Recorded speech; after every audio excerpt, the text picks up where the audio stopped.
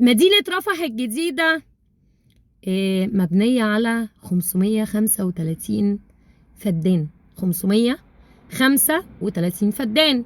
لو ضربنا ال 535 فدان في 4200 هيطلع عندنا 2 مليون و247 ألف متر مربع.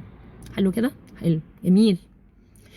النهارده النظام بيقول لك ايه على فيتو من 9 ساعات. الخبر ده منشور على منصتهم او على صفحتهم على الفيسبوك بدون تهجير، يعني حتى اللي كاتب الخبر تحسوا ان هو ايه، جاسوس سؤنتت، جاسوس بيبي.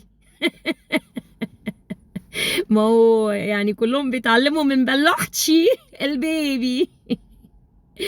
الخبر منشور من 9 ساعات. لو ضغطتوا على اللينك اللي هم حاطينه هتلاقوا ان الخبر دوت اصلا منشور من شهر يناير السنة دي، من ايام ما اسامة عسكر كان لسه رئيس اركان القوات المسلحة، وبيتكلموا فيه عن بدون تهجير. يعني ايه بدون تهجير؟ يعني ايه المصطلح الغريب ده بدون تهجير؟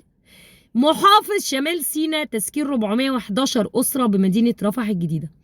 طبعا الفضيحه اللي انا عاملاها لهم بالفيديوهات اللي بتوصلني عن طريق اهالينا في شمال سيناء جناهم طبعا. فهم بيحاولوا يردوا، بس بيردوا بطريقه في منتهى العباطه. بيردوا بطريقه عارفين ان المؤيدين لهم واللي بيطبلوا لهم جهله بهايم متخلفين ما بيعرفوش يقروا. يعني حتى لما يضغطوا على الخبر مش هيعرفوا ان الخبر قديم، ان هم بيشتغلوهم بيه. ان مفيش حد هيسال طب ليه الصحافه ممنوع عليها ان هي تدخل تصور لنا الشقق وتصور لنا المدينه؟ مش المفروض دي مدينه مفتوحه؟ المفروض ساكنها مصريين. المفروض 535 فدان من مصر بلدنا ان هي متسكنه باهل بلدنا تكون مفتوحه ونتفرج كده ونشوف ايه الاخبار. ليه مقفوله؟ يمكن انا غلط. ننزل بقى التلفزيونات والتلفزيونات تصور لنا لايف، مش صور، مش اخبار قديمه ويتعاد نشرها. مش يتقال لنا 535 فدان يعني 2 مليون وربع متر مربع مسكونين ب 411 اسره. يعني ده احنا لو عملنا 411 اسره ديفايدد على تقسيم 50 شقه في كل عماره، خلاص ادي كده 8 عمارات وكسور.